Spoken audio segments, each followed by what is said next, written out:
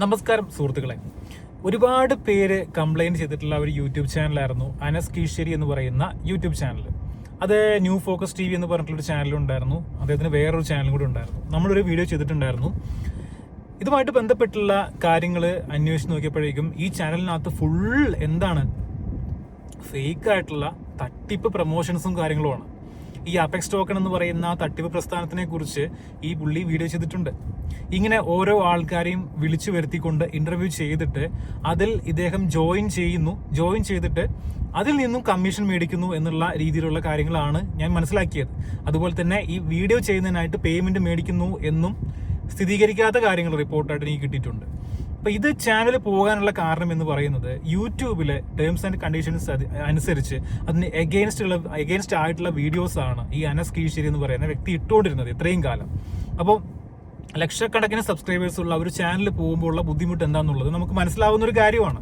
അപ്പോൾ അദ്ദേഹത്തിന്റെ ചാനൽ അങ്ങനെ പോയിട്ടുണ്ട് എന്നുണ്ടെങ്കിൽ ഇനി പുതിയ ചാനലായിട്ട് വരികയാണെങ്കിലോ അല്ലെങ്കിൽ ഇപ്പോൾ ഉള്ള ചാനൽ ഈ ഇങ്ങനെയുള്ള ഫേക്ക് ആയിട്ടുള്ള കണ്ടന്റ് റിമൂവ് ചെയ്ത് വീണ്ടും വീഡിയോസ് ആയിട്ട് വരികയാണെങ്കിലോ സപ്പോർട്ട് ചെയ്യാം, കുഴപ്പമൊന്നുമില്ല. പക്ഷേ നിങ്ങൾ മനസ്സിലാക്കേണ്ട ഒരു കാര്യം എന്ന് പറയുന്നത് ഈ വീഡിയോയ്ക്ക് മുമ്പായിട്ട് എഴുതി കാണിക്കുമല്ലോ ഞാൻ കാരണം അല്ലെങ്കിൽ ഈ ചാനൽ കാരണം ആർക്കെങ്കിലും പണം നഷ്ടപ്പെട്ടിട്ടുണ്ടെങ്കിൽ ഞാൻ ഉത്തരവാദിയല്ല എന്നുള്ളത്. ഇപ്പൊ കേരള ജോബ് ഇൻഫോ എന്ന് പറയുന്ന ചാനലിനകത്തൊരു വീഡിയോ മിസ്സായിപ്പോയി. അതിനകത്ത് ഇപ്പൊ കാണിക്കുന്നുണ്ട് ഈ കാണിക്കുന്ന വീഡിയോയ്ക്കകത്ത് ആരെങ്കിലും അഡ്വാൻസ് ആയിട്ട് പേയ്മെന്റ് കൊടുത്ത് അതിനകത്ത് പെട്ട് കഴിഞ്ഞാൽ ഞാൻ ഉത്തരവാദിയല്ല, ഞങ്ങൾ ഉത്തരവാദിയല്ല, ഈ ചാനൽ ഉത്തരവാദിയല്ല എന്നുള്ള അതിനകത്ത് കാണിക്കുന്നുണ്ട്. പക്ഷേ ഉത്തരവാദിയാണ്. യൂട്യൂബിന്റെ കൺസെപ്റ്റില് ഉത്തരവാദിത്തമുണ്ട്.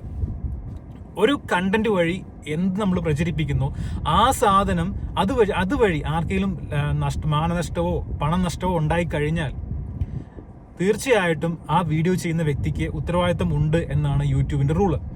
ഇതനുസരിച്ചാണ് നമ്മുടെ അനസ് കീഴ്ശേരിയുടെ ചാനൽ പോയിട്ടുള്ളത്. നിങ്ങൾക്കറിയാം ലക്ഷക്കണക്കിന് സബ്സ്ക്രൈബേഴ്സ് ഉള്ള ഈ ചാനലൊക്കെ വീഡിയോസ് കണ്ടിട്ടുള്ള ആൾക്കാരാണെന്നുണ്ടെങ്കിൽ നിങ്ങൾക്ക് മനസ്സിലാക്കാൻ സാധിക്കും. മുൻപ് ലക്ഷക്കണക്കിന് സബ്സ്ക്രൈബേഴ്സ് ഉള്ള ഒരു ചാനലായിരുന്നു.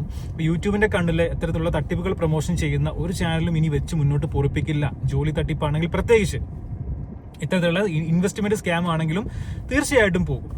അപ്പൊ അത് നമ്മൾ റിപ്പോർട്ട് ചെയ്യണമെന്നില്ല. റിപ്പോർട്ട് ഒരുപാട് പേര് മാസമായിട്ട് റിപ്പോർട്ട് അടിച്ചു കഴിഞ്ഞാൽ ഒരു ചാനൽ പോകുന്നില്ല.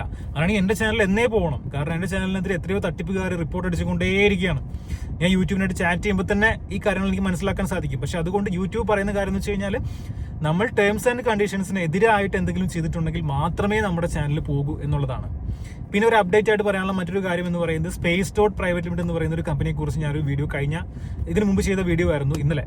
അപ്പൊ അതുമായിട്ട് ബന്ധപ്പെട്ട് ഈ ഭീഷണികളൊക്കെ പലർക്കും അയച്ചു കൊടുക്കുന്നതായിട്ട് ഞാൻ മനസ്സിലാക്കി. ഒരു സ്ത്രീയാണ് യൂട്യൂബിൽ വീഡിയോ ഒക്കെ ചെയ്യുന്ന ഈ Space.നെ കുറിച്ച് വ്യാജ പ്രചരണങ്ങൾ നടത്തിക്കൊണ്ട് വീഡിയോ ചെയ്യുന്ന ഒരു സ്ത്രീയാണ്. ഞാൻ മനസ്സിലാക്കി. ഞാൻ അതിനെക്കുറിച്ചൊരു അപ്ഡേറ്റ് പറയാൻ കൂടി വേണ്ടിയാണ് ഞാനിപ്പോൾ ഈ വീഡിയോ ചെയ്യുന്നത്. ആ ഒരു കേസിൽ ഈ Space.ot എന്ന് പറയുന്ന സ്ഥാപനം ചെയ്തിട്ടുള്ളത് ശുദ്ധ തട്ടിപ്പാണ്. ഞാൻ വീണ്ടും പറയുകയാണ്, ഈ ഭീഷണികളൊക്കെ കേട്ടുകൊണ്ട് തന്നെയാണ് പറയുന്നത്. ഇപ്പൊ അവർ ലീഗലി പോകുകയാണെങ്കിൽ പോയിക്കോട്ടെ, നമുക്ക് ലീഗലി ഇപ്പൊ അവർക്ക് നിയമം എന്ന് പറയുന്നത് ഒരു രജിസ്റ്റേർഡ് കമ്പനി ഉണ്ടാക്കി വെച്ച് അവർക്ക് മാത്രം ഉള്ളതല്ല. പൊതുവായിട്ടുള്ള ജനങ്ങൾക്കും അതുപോലെ മറ്റുള്ളവർക്കും എല്ലാം നിയമം ഒരുപോലെ തന്നെയാണ്. തട്ടിപ്പ് കാണിച്ചിട്ടുണ്ടെങ്കിൽ അവർ ലീഗലി മൂവ് ചെയ്തിട്ടുണ്ടെങ്കിൽ അവർക്ക് തന്നെയാണ് പ്രശ്നം.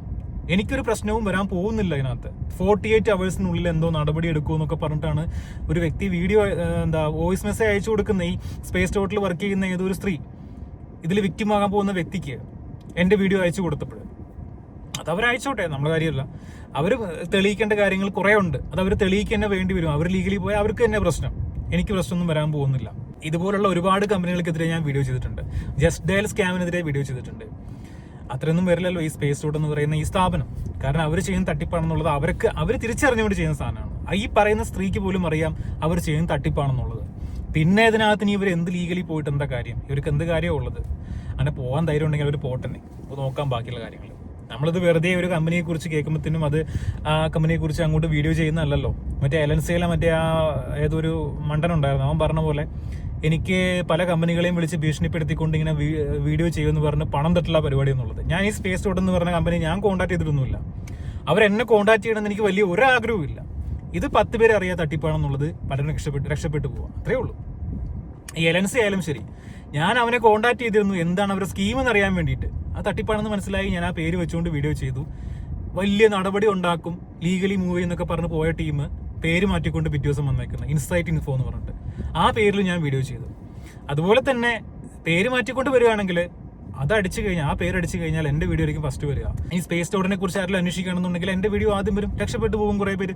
എത്ര പേരാണ് മെസ്സേജ് അയച്ചേക്കെന്നറിയാം ഈ സാധനം പെട്ടുപോയിട്ട് അതിനകത്ത്. ഇവർ പറയുന്നൊരു കാര്യം എന്ന് വെച്ചാൽ ഡെമോയ്ക്ക് അയക്കുന്ന കണ്ടന്റ് ആണ് എല്ലാവർക്കും അയച്ചു കൊടുക്കുന്നത്. അതല്ല, അത് തന്നെയാണ് വർക്കിന് അയച്ചു കൊടുക്കുന്നത്. ഇതൊക്കെ നല്ല പ്രൂഫ് ഉണ്ടായിട്ട് തന്നെയാണ് ഞാൻ ഈ കാര്യങ്ങളൊക്കെ വീഡിയോയ്ക്കകത്ത് പറയുന്നത്. അല്ലെങ്കിൽ ഒരിക്കലും ഒരു പ്രൈവറ്റ് ലിമിറ്റഡ് കമ്പനിക്കെതിരെ ഞാൻ ഇങ്ങനെ വീഡിയോ ചെയ്യുമെന്ന് നിങ്ങൾക്ക് തോന്നുന്നുണ്ടോ? ഒരു എവിഡൻസും ഇല്ലാതെ. ഇനിയിപ്പം ഇവർക്ക് പറഞ്ഞുണ്ടാക്കാം എൻ്റെ ലക്ഷ്യം ക്യാഷാണ്, ഞാൻ ക്യാഷ് ഉണ്ടാക്കാൻ വേണ്ടിയാണ് ഇങ്ങനെ കമ്പനികളെയൊക്കെ ഭീഷണിപ്പെടുത്തി അവിടുന്ന് പണം തട്ടാനെന്നൊക്കെ പറഞ്ഞുണ്ടാക്കാം. ആ തെളിവ് കാണിക്കണം. ഞാൻ അവരെ വിളിച്ച് പണം ആവശ്യപ്പെടുന്നതോ അല്ല അവരെ വിളിച്ചിട്ട് എന്താണ് സംഭവം ചോദിക്കുന്നതോ ആയിട്ടുള്ള എന്തെങ്കിലും ഒരു തെളിവ് ഇവർ ഹാജരായി കഴിഞ്ഞാൽ ഇവർ പറയുന്നതിനകത്ത് എന്തെങ്കിലും കാര്യമുണ്ടെന്ന് നിങ്ങൾ മനസ്സിലാക്കുക. ഇതിപ്പം ഏജന്റുമാർ കോൺടാക്ട് ചെയ്യുമ്പോഴത്തേനും ഈ വിക്ടിം ആകാൻ പോകുന്ന വ്യക്തികളോട് പലതും പറയാം. ഞാൻ കക്കാൻ നോക്കി, ഞാൻ മുക്കാൻ നോക്കി എന്നൊക്കെ പറഞ്ഞ് പല കാര്യങ്ങളും പറയാം. അതുപോലെ പറഞ്ഞവരുണ്ട് കേട്ടോ, അതാണ് പറയുന്നത്. അതെന്ന് പറഞ്ഞാൽ അത് ഒരു നല്ല നടപടിയല്ല. അന്തസ്സായിട്ട് നിയമപരമായിട്ടാണെങ്കിൽ നിയമപരമായിട്ട് നേരിടാനുള്ള കഴിവ് നിങ്ങൾക്ക് വേണം. അങ്ങനെ ഉണ്ടെങ്കിൽ മാത്രമേ അങ്ങനെ വരാവുള്ളൂ, അല്ലെങ്കിൽ നിങ്ങൾ തന്നെ പെട്ടുപോകും.